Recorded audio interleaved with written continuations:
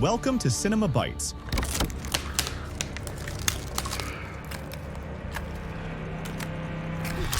Hey! Your go-to for movie recaps in a flash. Big twists, epic moments, all in just minutes. The movie begins on a morning with beautiful Banter Piper, who has weak eyesight and can only see shapes and lights, was waiting for her brother Andy after his golf practice. While she was waiting, she overheard a group of teenagers chatting and wished she could be friends with them. She approached them, but they responded coldly and arrogantly. At that moment, Andy arrived and tried to lighten the mood. Piper joked with the group, saying she didn't even know who that was. But despite her attempt to joke, the teenagers remained uninterested. So Andy gently took her away and they left. She told him, "They didn't like me, right?" Andy, trying to comfort her, lied and said they did like her. Then he started describing their appearance jokingly, saying their taste in clothes needed improvement, which made Piper laugh. Later at home, Andy was outside fixing his car's side mirror when Piper suddenly called out to him, saying their father, Phil, wasn't responding from inside the bathroom. Andy broke the bathroom door with a knife and found their father lying on the floor, clearly dead from a hard fall. Andy was shocked and stood frozen, unable to comprehend what he was seeing. Piper arrived moments later, felt her father's body on the floor, collapsed in tears, and insisted he just had chemo. He was supposed to be getting better. When the paramedics were carrying Phil on the stretcher, Andy noticed the stretcher kept scraping against the door threshold. The next day, a social worker named Wendy informed Piper that since she was a minor, she would be moving to live with a kind foster mother named Laura. She then told Andy he would be placed in a separate care unit. Andy objected and insisted that he needed to stay with Piper because he had always taken care of her. He added that he planned to apply for Piper's custody as soon as he turned 18, which was only 3 months away. Wendy sympathized but explained that Laura had previously faced difficulties caring for children with troubled backgrounds. This surprised Piper, who used their secret code word with Andy, grapefruit, meaning tell the truth. Andy quietly admitted that he had caused some trouble when he was 8 years old. Wendy asked him to stay out of trouble for the next 3 months until he was eligible for custody.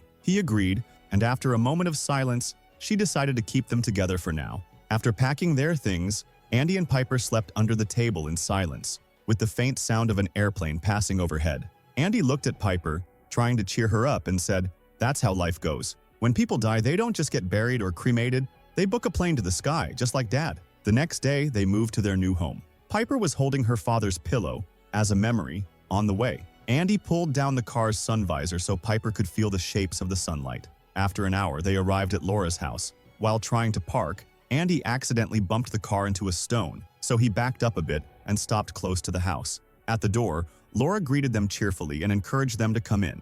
Laura welcomed Piper with exaggerated enthusiasm and suggested they take a group photo. But while taking the picture, she deliberately positioned her head to cover Andy's face. Then she excitedly told Piper she had to meet her dog, Boom Boom, but it turned out to be a taxidermied dog. Laura, laughing, added that her cat Junkman wasn't stuffed. Andy noticed a rug with a raised strip for the visually impaired and asked if it was for Piper. Laura revealed it was for her blind daughter Kathy. Andy curiously asked if she was home, but Laura revealed she had passed away. Andy apologized, and Piper asked how she died. Laura quietly said she drowned in the swimming pool, then got a phone call from Wendy that interrupted them. Piper and Andy took the opportunity to explore the backyard, and while there, they accidentally let the cat outside. Laura quickly yelled at them not to let it out. As Andy tried to call the cat back, a young boy was holding it tightly by the empty pool. At that moment, Laura ran over, snatched the cat from the boy, and the boy's strange gaze lingered on Andy and Piper.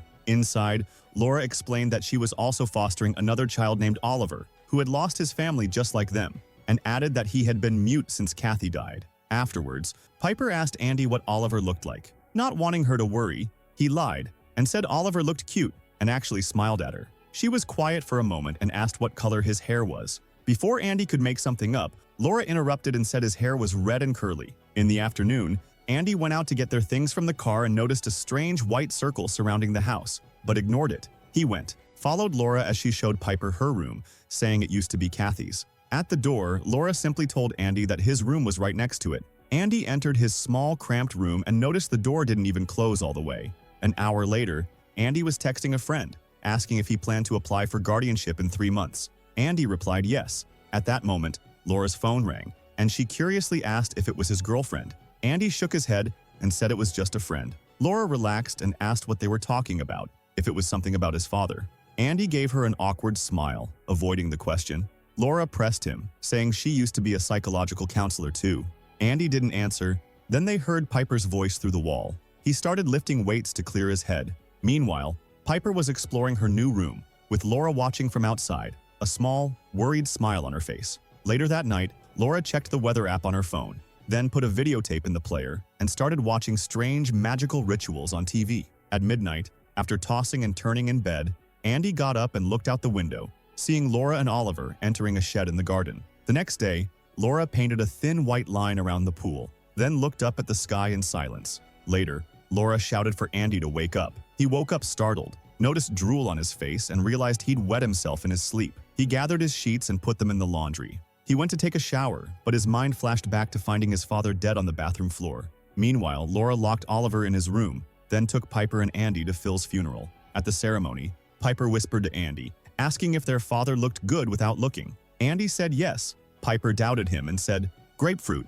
Andy still lied. After the ceremony, Laura secretly cut a lock of Phil's hair and took Andy aside, telling him he'd regret it if he didn't see his father's face one last time. She added that some people believe the soul stays in the body for months after death. Piper felt betrayed that Andy had lied. At the same time, Oliver broke his window and escaped, heading to the shed. But since it was locked, he stared at the chicken coop nearby. Back at the funeral, Laura took Andy inside and encouraged him to give his father a goodbye kiss. Andy, hesitant, kissed him on the cheek, but Laura pressured him to kiss him on the lips, claiming it was a tradition. Andy, who is terrified, he stepped back, and Laura leaned in and kissed Phil herself. After that, in the car, Laura insisted that they all had to be happy because funerals were supposed to be celebrations. The three of them played, drank, and danced. Laura even let Piper drink a little. In the end, Piper fainted, and Andy, feeling a bit sober, sincerely thanked Laura for helping them get through the day. Laura, understanding, said she had been through something similar and encouraged him to talk about his feelings, saying that it lightens the burden. Andy hesitated, then asked her how she dealt with Kathy's death. Laura honestly replied that she didn't. She confessed that when her daughter was buried, she felt as if she was abandoning her, so she stayed in the cemetery for days. In a trembling voice, Laura added that she would do anything just to hear her call her mom one more time. They fell silent for a moment, and Andy finally opened up. He talked about how he and his father used to talk, but when it came to Piper, Laura interrupted him and asked, "Is that why you hit her when you were 8? Andy froze. "Who told you?" Laura said. "Wendy?" Andy revealed that when his father married Piper's mother, he felt like his father had finally found his family. So in a desperate attempt to get his father's attention, he started causing trouble at school. His father, when angry, used to beat him and always turned on the shower during the beatings to cover the sound so Piper wouldn't hear. In the middle of the night, Laura peed in a cup and poured it on Andy's pants while he was sleeping. It turned out she had been drugging Andy in secret by putting drugs in his protein powder. She unlocked his phone and deleted all of Oliver's photos. Suddenly, Laura heard a cat screaming. She took Oliver to the bathroom and calmly said, "I know you're hungry, but this isn't the right time." Then she asked him quietly and intently, "Are you inside? Did you do it right?" Oliver looked directly into her eyes, and the tap behind Laura turned on by itself. Oliver slowly turned red, and a rustling sound like a cat's came from his throat. The next morning, Andy woke up soaked in urine, upset and confused. He got up to clean himself but ran into Laura in the hallway. She insisted on taking his clothes. At that moment, Piper came in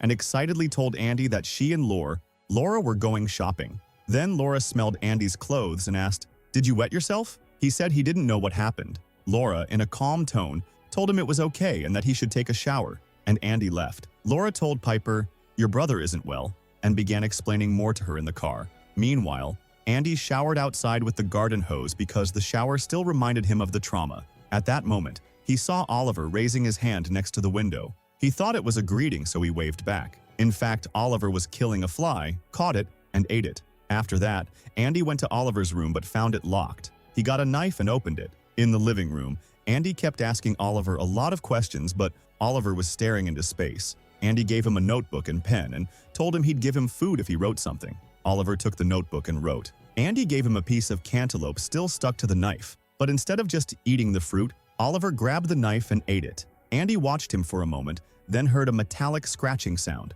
When he looked again, he saw Oliver biting the knife, terrified. Andy snatched the knife and dragged Oliver outside to get help or take him to the hospital. But as soon as Oliver crossed the white circle drawn on the ground, he screamed and recoiled. his body starting to convulse violently. Andy heard a faint whisper coming from Oliver saying, "Help me." Then he noticed the paper where Oliver had earlier written the word bird.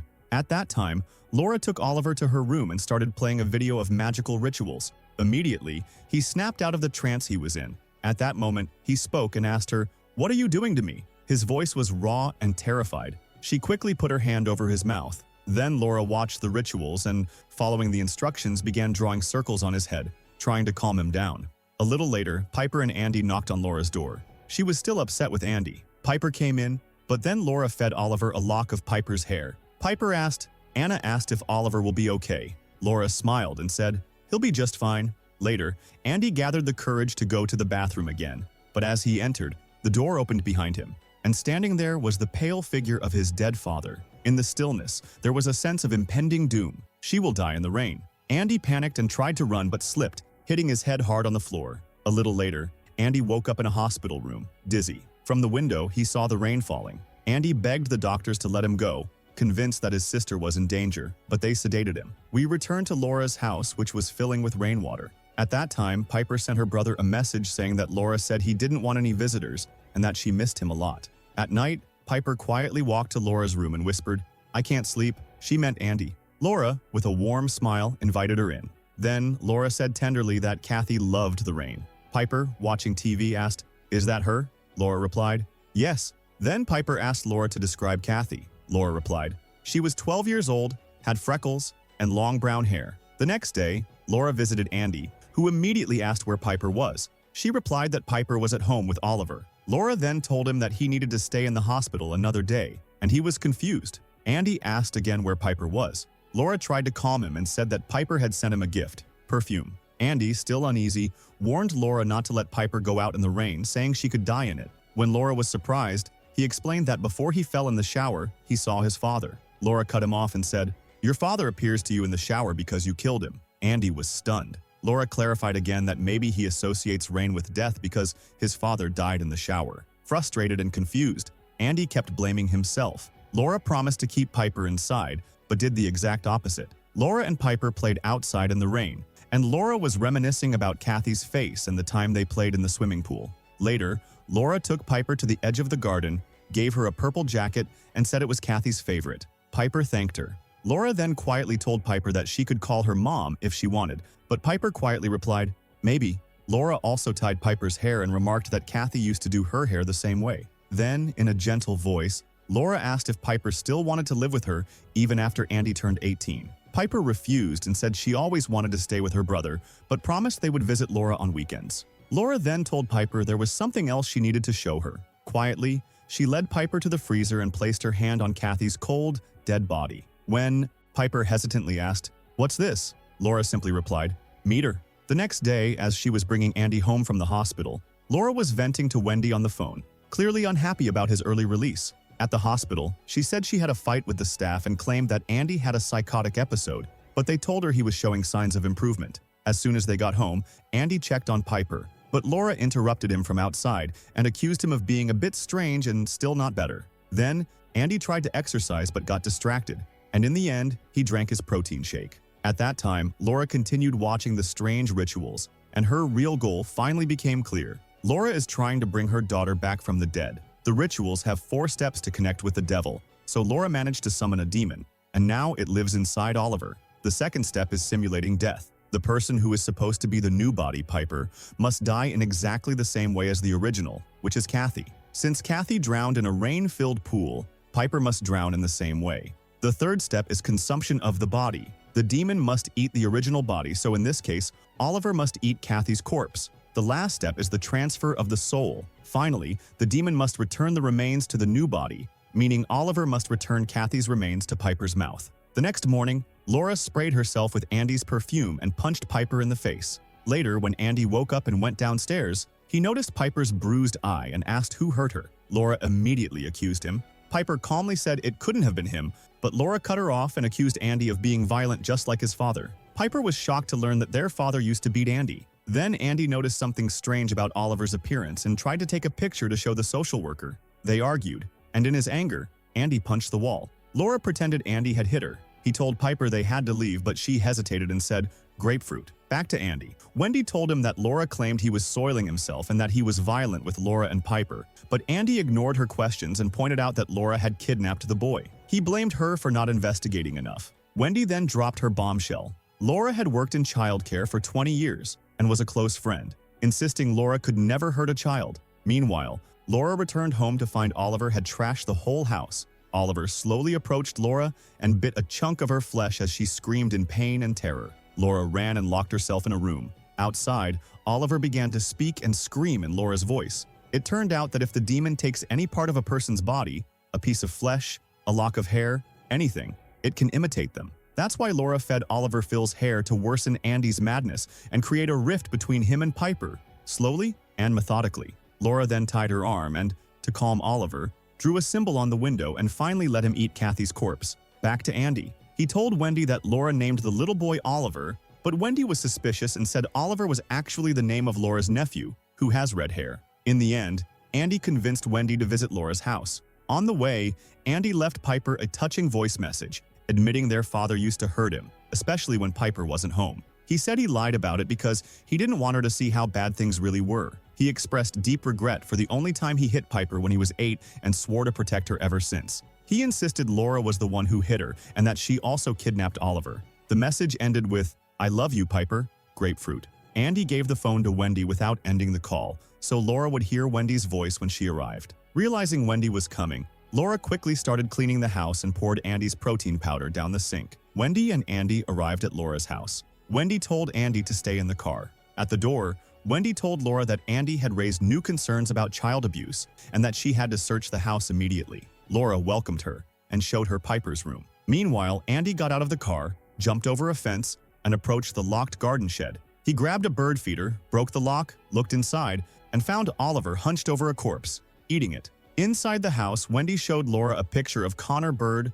the missing child, and asked if she had seen him. At that moment, Wendy noticed Laura was bleeding and heard Andy screaming for her from outside. Laura calmly told Wendy, "I can bring Kathy back." Terrified, Wendy ran outside and saw the horrific scene Andy had uncovered. As soon as the two tried to escape, Laura hit them with her car. Wendy died instantly. Andy was still alive but badly injured, and Laura drowned him in a puddle while he struggled to breathe. Laura quietly whispered, "Everything will be okay." Then Laura picked Piper up from practice. The coach said she had spoken to Laura earlier about Piper's bruised eye, but Laura simply replied, "Not now." At home, Piper asked Laura to call her phone because she couldn't find it. Laura said she would, and after a few moments, Piper heard Andy's voice and followed it upstairs. She touched someone, and at that moment, Laura appeared and asked Piper what she was doing there. Piper said she heard Andy's voice, but Laura insisted it was Oliver. When Piper realized Laura had lied about Oliver's hair, she ran and locked herself in a room. Inside, she tripped over a body and realized it was her brother from the braces on his teeth. His hands were partially eaten, which explained how Oliver could mimic Andy's voice. Piper cried and whispered, "Grapefruit," apologizing to Andy. Laura opened the door with a spare key and calmly explained her plan to resurrect Kathy. Piper managed to escape, but hit her head and lost consciousness. Laura dragged her to the swimming pool, where the grotesquely swollen Oliver was waiting. Laura began to drown Piper, who resisted until she was about to give up. Piper shouted one word that stopped Laura in her tracks, "Mom." Laura froze, her mind flashing back to Kathy gasping and drowning. Piper managed to escape, but Oliver wasn't ready to let her go. He attacked her, but she kicked him hard in the stomach, causing him to vomit violently. Piper took the opportunity and ran toward the street to get help.